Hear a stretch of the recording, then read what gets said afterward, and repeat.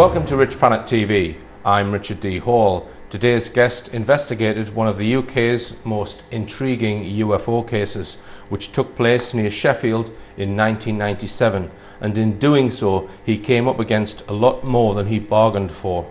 I'd like to welcome Max Burns. Welcome, Max. Hi, Richard. Now then, just tell us first, Max, how did you first get interested in the subject of UFOs? When I was a kid, I wasn't allowed to watch television. It was the library and reading books, and by the time I was 12 or 13 I'd read just about everything I could get my hands on the Bermuda Triangle, Charles Berlitz and stuff like that, and I was always interested in space and stuff like that. And for me as a child, the question for me was really not, you know, when I used to look out the stars out the bedroom window, not is there life in the universe apart from us. My question even as a child was always, I wonder where the life is in the universe, because it would be an awful waste of space if we're the only intelligent life in this universe. Sure. Now, were you already writing for UFO magazines before this Sheffield incident took place? No, I wasn't, but I was going to a few conferences, and you know, I've just been sort of in the background, just doing a little bit of private research and studying the subject. All right, so in 1997, towards the end of March, this is when this flying triangle incident took place. Let's just explain, because there's a lot of evidence that we're not going to have time to go into today. So explain what you think the sequence of events was on that night. Military jets were scrambled from RAF Coningsby. It's standard operating procedure. Coningsby at the time was a frontline tactical base. When something is picked up on radar and they haven't got any, I think it's called a transponder code for the aircraft, a bogey as you'd call it, the standard British military response is to launch and investigate what it is they've picked up on radar. So the jets were scrambled to an object over the Peak District. It was seen from as early as 7:45 p.m. By one witness, and it was just about still light at that point in March. Right.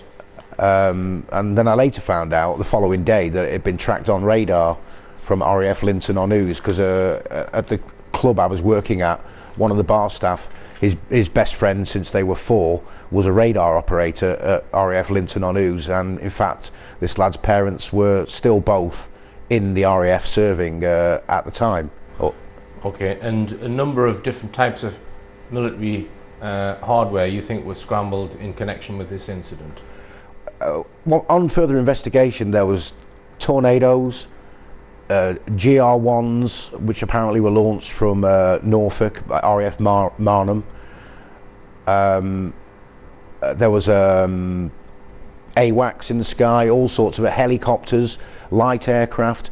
In fact, on further investigation, this was a strange reply from, I spoke to a sergeant at the RAF base in Norwich. He said to me in an email that many aircraft were involved that night, including NATO apparently, but we can't tell you exactly how many aircraft and which aircraft were in the skies that night over the Sheffield area, which I found quite strange, because it's British standard policy to know the identification of every single aircraft that's flying around. Now, you had a number of eyewitnesses that saw the object that presumably the military craft were vectored to chase. So just give us a summary, because you've got lots of witness accounts. Just give us a summary as what you've built up as to what this object looked like. Well, I was at home on the night in question. It was a Monday night. Hail Bop was in the sky. It was a cold night, and my manager from the club, his wife telephoned me at 10 o'clock to say she'd just seen a flying triangle right over her house in Dronfield. Now, this lady, Emma Maidenhead, she'd only just recently recovered from cancer and had a 9-month-old child, so I don't think she was in any mood for making stories up. So she came and picked me up, and we went driving around the Peak District that night while it was going on. Right, and a number of other witnesses have corroborated this similar sighting? Many witnesses all reported seeing the same thing. In fact, on a number of forums on the internet now, there's other people now coming forward saying they saw the object that night. And it was described categorically as not being some kind of military type aircraft because it was, well, it had a low humming sound, not in line with sort of a jet, and it was extremely large and was going far too slow. Just tell me about the speed. Oh, Emma said to me that she lives in Dromfield, quite high up. You can see the Peak District from her house. Emma said that she was Manchester United was playing on the TV. She's not her husband is a football fan. She was looking out the upstairs bedroom window with the baby, and she says that this flying triangle just came over the house. It was literally only a couple of 100 feet above the house. She says I mean, I've been to the house. She says it was like 300 feet across, completely blocked out the sky, and it lit up all the houses and the street in like a cerise orange glow. She said it was humming like an electrical substation and travelling at about 30 miles an hour. All right, so we've got a triangular craft which seems to be different from standard military hardware. We've got a whole load of military hardware being scrambled, presumably to try and intercept it. Now we come on to probably the most controversial aspect of this case, which is the fact that you believe a military jet crashed on that evening. So just tell us what evidence points to that, Max. Sure. I got a copy of the police incident log, which was quite extensive. Many reports from the public in there. One report in particular was a man called Jonathan Degenhart, who at the time had been walking in the Welsh mountains with a minibus full of people, and they were travelling back. It was approximately 11 o'clock at night, and they were just crossing the small viaduct at Lady Bar Reservoir in the Peak District, and they were flagged down by a man who said, I need to get to Sheffield. Jonathan Degenhart, at the time in the police log, said that the man was smelling of diesel.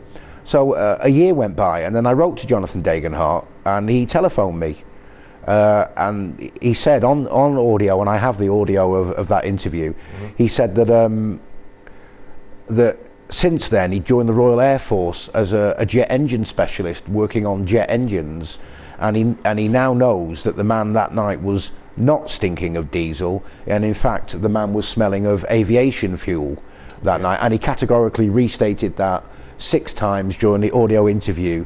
And then a few days later, after Dr. David Clark apparently spoke to him, he was forced to retract that statement, and then made a statement saying that I'd made up what he'd said, but the audio clearly shows that I had not. I was actually told by an ambulance driver from Boston in Lincolnshire, who's head of the Horticultural Society, and has been an ambulance driver for 21 years, married with 3 children, an upstanding citizen. And you've got this recorded on audio as well? I have, yeah. He told me that a friend of his, who used to be a former police officer at that time, is now an ambulance driver, and they were talking about various things, and he said that he was in the police control room at Netland. This is the police officer. He said that he was in the police control room at Netland Police headquarters that night, and he says it came on as a thing called the UK link. It's like for passing flash messages among police forces, and he told the ambulance driver that it came on the system in the station while he was there, that there'd been an incident in the Peak District, because obviously it's right next to Coningsby Base where the tornadoes were launched from, and that 2 men had been picked up by the police in the Peak District on Snake Pass. Right, so you... Pilot and co-pilot. You even suspect you know what type of jet it was that possibly crashed. Just tell us that, Matt. Yeah, I believe it was a Tornado. Do they normally have 2 occupants in them? They do, as a pilot and a navigator. Right. Okay, so what other evidence makes you believe that a military jet crashed on that evening? There's the explosions, the two sonic events. Well, they're called sonic events. There's the reports of the explosion. I heard it at my home, 10 miles away, and it shook the house. It was that loud. Right. I mean, everybody heard it for miles around. As well as smoke plumes rising from the Peak District moorland.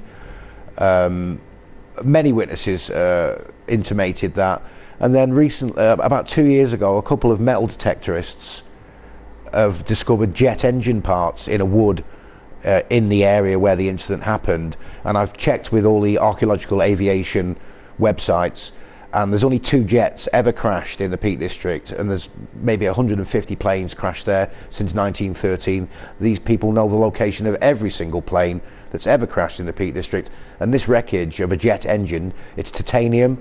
The titanium wasn't used in jet engines until the SR-71 Blackbird in 1969, and I've got engine parts, numbers, photographs of the engine parts, and no plane has ever been recorded as crashed at this location. There's a crater and tree damage for 300 metres. All right, so as you say, all of the RAF crashes are recorded and available for public scrutiny. Not well, over the years. Well, supposedly. So you think this has been omitted from that list? So if it did crash, what makes you think why it was omitted from the list? Why have they not admitted that this happened? I got told by one of these aviation buffs that if they want to, if something crashes and they don't want to have it recorded, what they'll do is they'll put the aircraft down as being taken in for maintenance, and then say it got damaged beyond repair while it was having maintenance done to it, and they can take it off the register that way. But the fact of the matter is that right now at this moment we've got titanium jet engine parts in a wood in Sheffield with a crater and tree damage still visible, and no aircraft has ever been recorded as crashed at that location. Questions were asked in Parliament about this incident, Max. Can you give us the name of the MP and just briefly tell us what was asked? Sure. Helen Jackson, MP, Labour for Sheffield, answered a number of questions to the Defence Minister. I think it was Speller at the time. One of the questions was, what reports have been collected by the police regarding a UFO sighting and incident in Sheffield on the 24th of March 1997? So can I just interrupt you there, Max? How did she get wind of this? Did you contact her and try and get her to ask questions, or what was her motivation? Because it's not the typical sort of question an MP would ask. She was contacted by, acting as a journalist at the time, I'll use that phrase with inverted commas, Dr. David Clark, and she, because she was more interested in the fact that over £60,000 had been spent on a search and rescue operation, which then got abruptly called off at 11:30 a.m. the following morning. So there was enough stuff going on that night for a full, and also there was an air exclusion order for a 10-mile radius around the centre of the incident, which meant that no aircraft or helicopters or anyone could fly into the area, which for me, well, they were closing the area off to stop people flying in, like the press and things like that. So she tabled a number of questions to I think it was George Speller, I think his name was, but I stand corrected, but he was the Defence Minister at the time, and he replied with, no reports of UFOs have been received by my office. That wasn't the question that he was asked. He was asked what reports of UFOs that night had been received by the police. And the fact of the matter is that I've got the police log of the incident, and there was a large number of UFO reports in the police log received by the police. So the Defence Minister didn't answer the question that he was asked. Now, what is the evidence that a search was conducted? What you mentioned, the closing off of an area, because there's a military term that they use when they close this area off. They send this message out to various parts of the Air Force. I've actually got a copy of the it's called a NOTAM. A NOTAM. Yeah, and that stands for Notice to Airmen, and it was I got it off. I think it's RAF Drayton, it's next to Heathrow. They sent me a copy of the actual NOTAM, and it says an air exclusion order was put in place with the GPS location for a 10-mile square radius. Manchester Airport was informed, although they later denied that there was any such air exclusion order, but I've got a copy of the air exclusion order. Right. So all aircraft landing at Manchester Airport had to divert around the air exclusion order. All right, so we've got all of this evidence which points to perhaps something crash landing and perhaps a search being conducted, but there are people who say, well, there's no way you could hide a jet fighter crashing in the Peak District. Someone's going to see it, someone's going to know about it. Oh, well, that's completely untrue. The only other jet that's crashed in the Peak District was a Hawker Hunter jet. A man called, I think his name was Wallace Cubitt. I also have the AAIB Air Investigation Incident Report for that crash, and the parameters of the crash are that his Hawker Hunter jet crashed into the Peak District bog moorland, generated a crater 60 foot in diameter, and the plane was almost completely buried, and the only evidence above ground was a few bits of wreckage around the rim of the crater which could easily be picked up, and the rest of the plane was completely submerged. In fact, they've never ever got that plane out of the bog. And Mr. Cubitt, that is his burial site. He is there in the aircraft under the Peak Bog. So this was in '94, is that right? I think so, yeah. Right. All right. So were there any eyewitnesses near where you think the crash site was then? Or were there not a couple of fire engines called? Oh yes, there was a number of fire engines and fire officers. They were called they were at the Strines pub, which is right kind of dead centre of the incident. There was a girl called Sharon Aldridge. She was a bar person at the Strines pub, and her and her friend came out to see what was going on. And the first fireman that they spoke to said that a light aircraft had gone down in the Peak District, and then about 20 minutes later they spoke to another fireman who said that a military jet had gone down, and then when they said, well, we thought it was a light aircraft, he went, oh yeah, that's right, that's what it was. The following day the two girls were interviewed by some plainclothes officers with giant whip aerial on their car, and took full statements off them, but she wasn't completely certain that they were police officers. You suspect you found the possible crash site? Now, well, a couple of metal detectorists have uncovered this. Right. Now, so I read online somewhere that site where there's this crater is possibly a World War II bomb. You don't think so? According to the information supplied to me by the two metal detectorists, including photographs of the crater, there's tree damage still visible in a straight line for about 300 feet as it comes down, and the crater is approximately 30 or 40 feet across, and I believe that this is the impact site of the engine, not the main aircraft.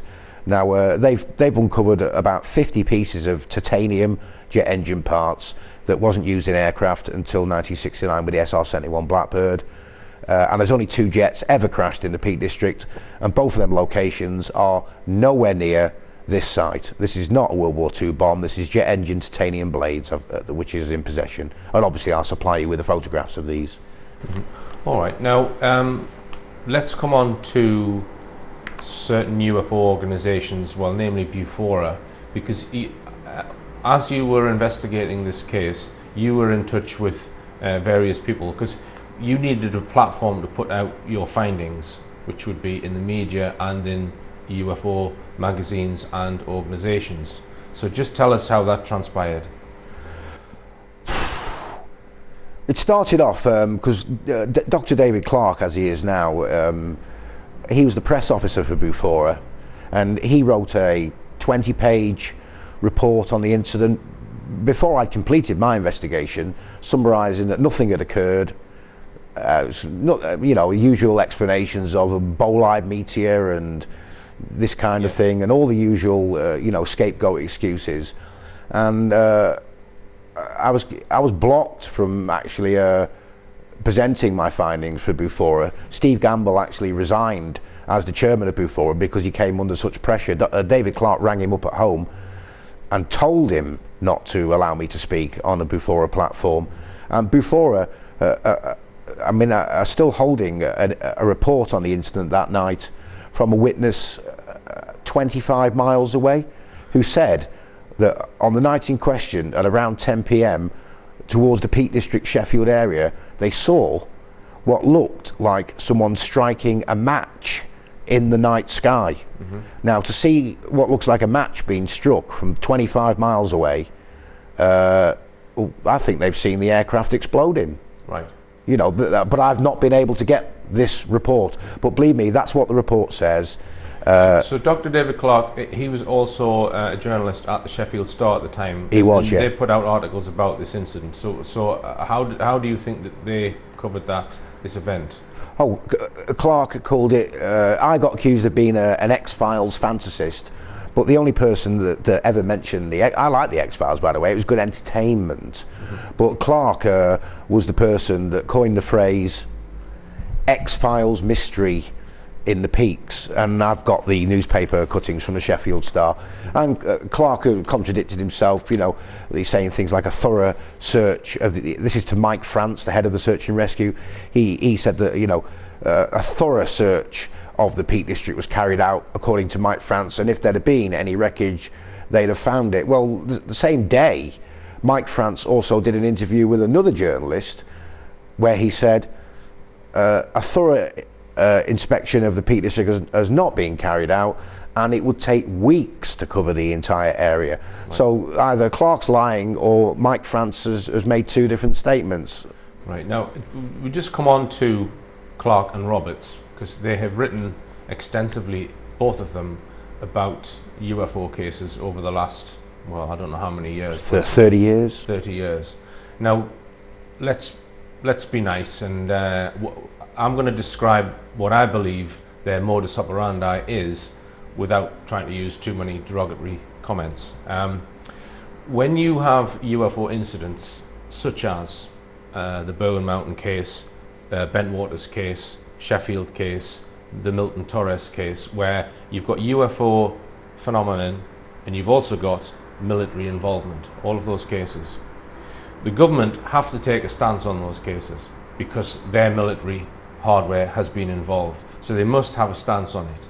Yeah, but they don't actually like to talk about it publicly. No, they don't make any statements. They don't. They use mouthpieces. Well, you've said it. So Clarke and Roberts, in my opinion, will always follow the government preferred narrative, and will drive that narrative home again and again and again, no matter what it takes. They will argue the government narrative to the point of absurdity. Yes. And in your article in the magazine Notes from the Borderland, you actually accuse both of them of lying in pertaining to the Sheffield incident. Well, I actually proved that they're a couple of liars. Right. And 10 years after that extensive, fully referenced and footnoted article was published, after making a lot of wind about offering a full rebuttal, the silence has been deafening. Right. And I mean, I just want to make one comment about that type of ufologist. I don't consider them to be ufologists. I consider them, as you suggested, to be unofficial mouthpieces of the government narrative. That's how I would describe them. But what always surprises me is how some ufologists actually entertain them and debate with them and class them as a skeptic. I don't think they're skeptics. No, no. But this is why certain ufologists will write books with them or will share conference platforms with them, etc. To me, they're not really part of ufological research because their modus operandi is government narrative. Now, the government may or may not have good reasons to chase a black triangle around Sheffield or do what they did in Rendlesham Forest, etc. But what I like to know is what is the truth of what really happened. Clarke is now the official spokesperson for the National Archives concerning the release of all UFO documents, and he's also admitted that he's been working for the government. Mm-hmm. He did it in a radio interview a while ago, and he said that was prior to his involvement with the National Archives. But Clarke, he's steady. Right, anyway, more on the Sheffield UFO incident after this.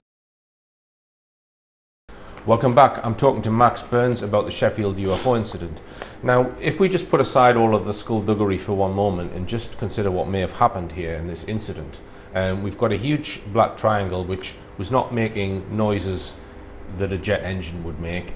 We've got military jets chasing it. Now, in your article, you say that this triangle could be some secret military craft, it could be a craft from another nation, or it could be an ET craft. All right, they're all possibilities, and you're open to all of them, as I am. But I think there's got to be something unique or special about it because of what happened. Why did they vector towards it? I mean, my hunch is that it was probably some kind of covert military